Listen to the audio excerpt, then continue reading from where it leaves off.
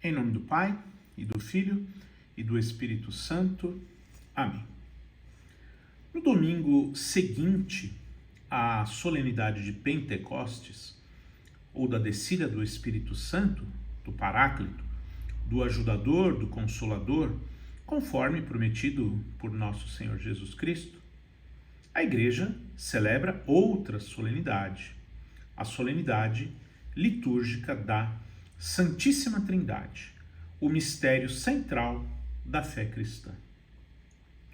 Vamos conhecer a seguir 12 chaves sobre a Santíssima Trindade. Primeiro, a palavra Trindade nasceu do latim. Provém da palavra trinitas, que significa três e tríade. O equivalente em grego é tríados.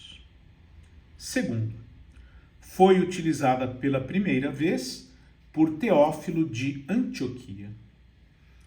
O primeiro uso reconhecido do termo foi o dado por Teófilo de Antioquia, por volta do ano 170, para expressar a união das três divinas pessoas em Deus.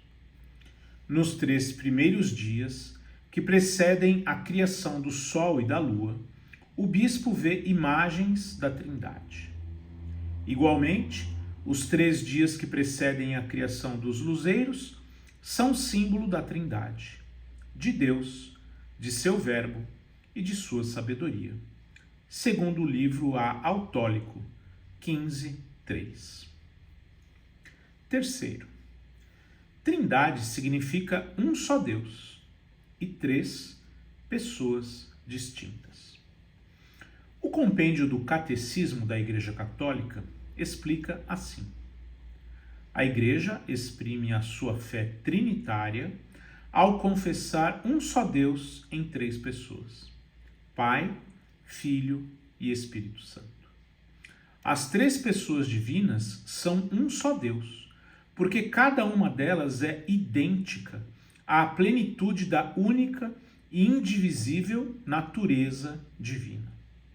Elas são realmente distintas entre si pelas relações que as põem em referência umas com as outras.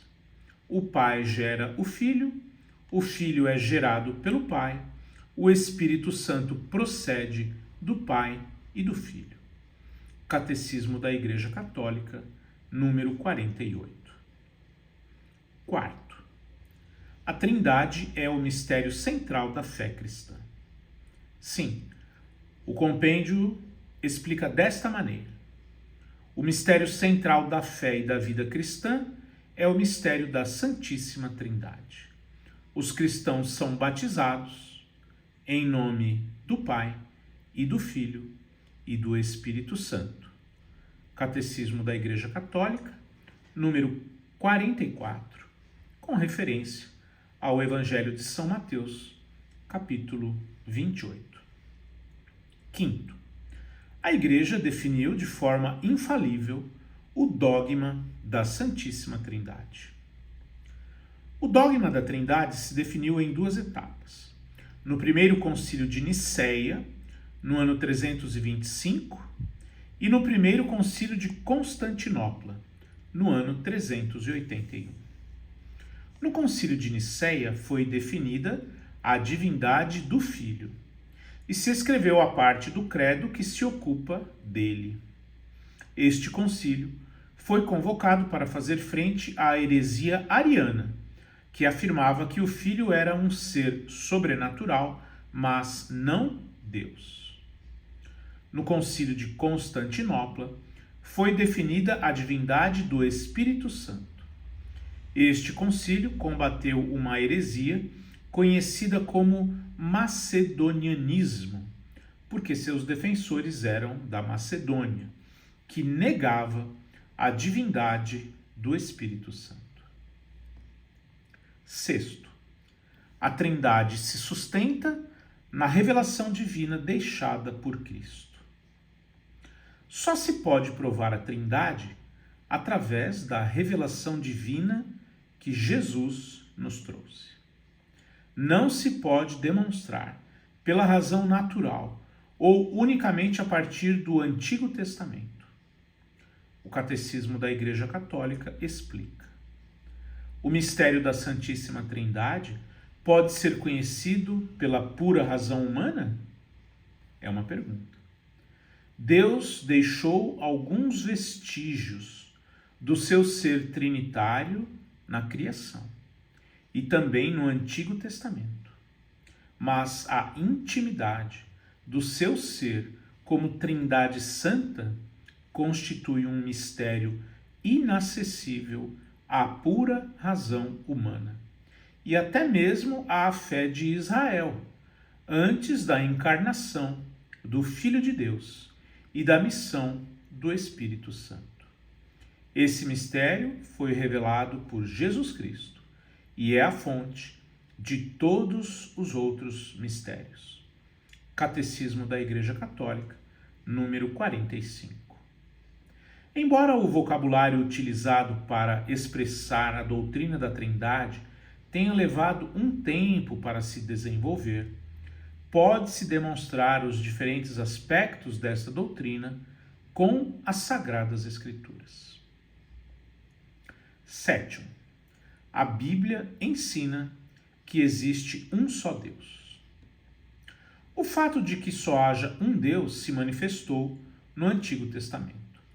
Por exemplo, o livro de Isaías disse: Vós sois minhas testemunhas, diz o Senhor, e meus servos que eu escolhi, a fim de que se reconheça e que me acreditem, e que se compreenda que sou eu, ou eu sou. Nenhum Deus foi formado antes de mim, e não haverá outros depois de mim. Isaías, capítulo 43, versículo 10. Eis o que diz o Senhor, o Rei de Israel, seu Redentor, o Senhor dos Exércitos. Eu sou o primeiro e o último. Não há outro Deus afora eu. Isaías, capítulo 44, versículo 6. 8. O Pai é proclamado como Deus inúmeras vezes no Novo Testamento. Por exemplo, nas cartas de São Paulo, se narra o seguinte: Bendito seja Deus, o Pai de nosso Senhor Jesus Cristo, o Pai das misericórdias, Deus de toda a consolação. 2 Coríntios, capítulo 1, versículo 3. Há um só Senhor, uma só fé, um só batismo.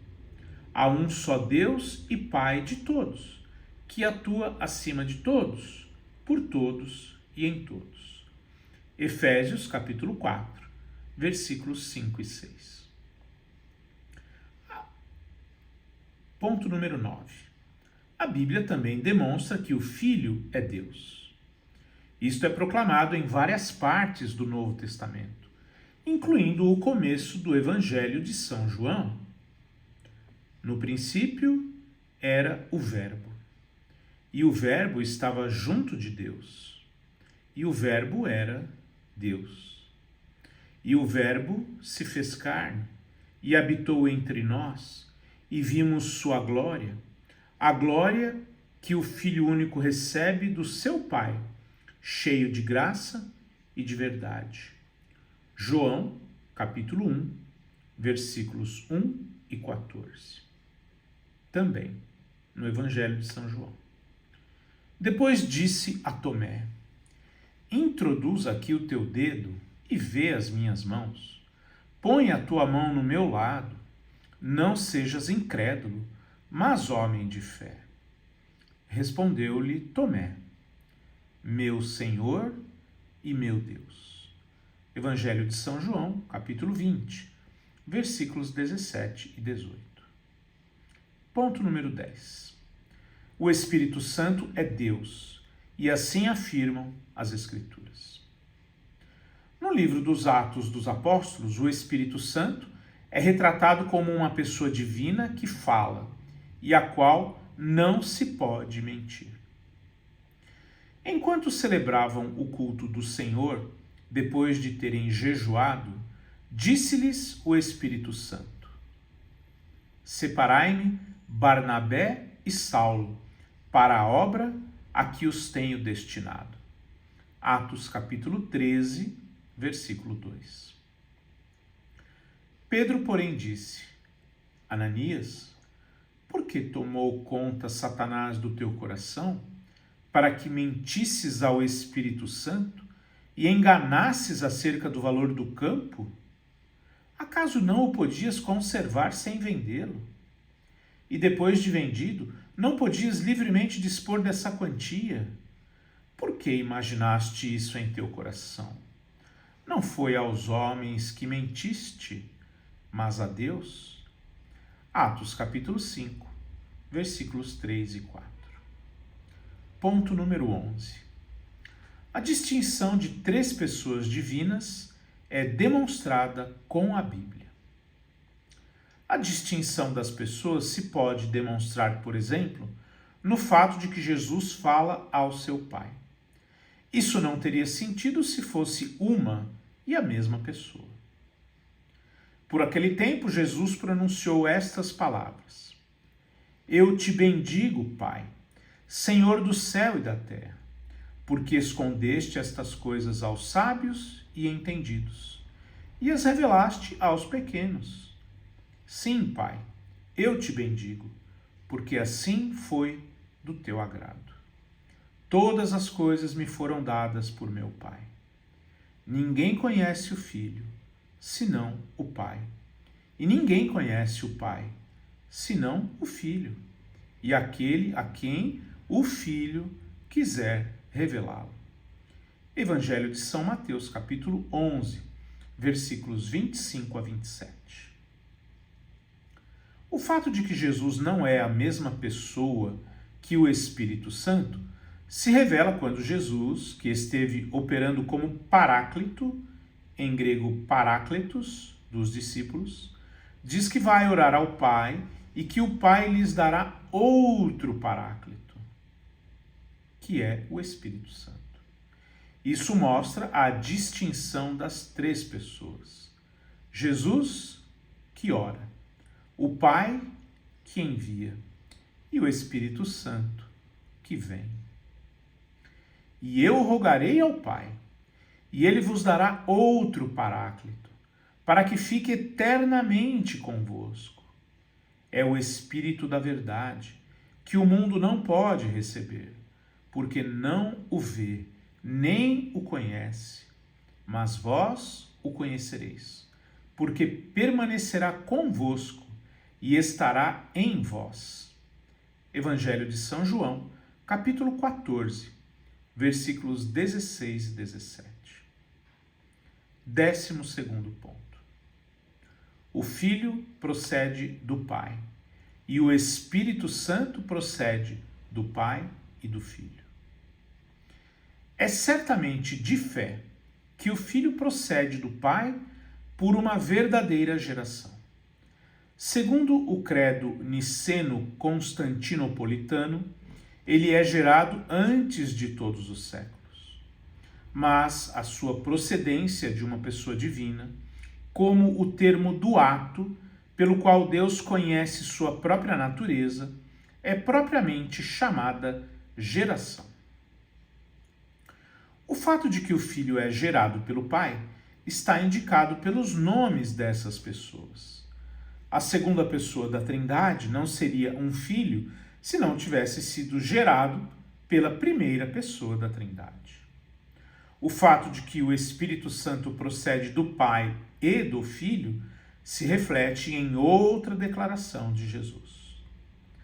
Quando vier o Paráclito, que vos enviarei da parte do Pai, o Espírito da verdade, que procede do Pai, ele dará testemunho de mim. Evangelho de São João, capítulo 15, versículo 26. Isso representa o Espírito Santo, que procede do Pai e do Filho, porque Jesus disse: eu vos enviarei. As funções exteriores das pessoas da Trindade refletem suas relações mútuas entre si. Também se pode dizer que o Espírito Santo procede do Pai por meio do Filho. Estas são as 12 chaves sobre a Santíssima Trindade. Em nome do Pai, e do Filho, e do Espírito Santo. Amém.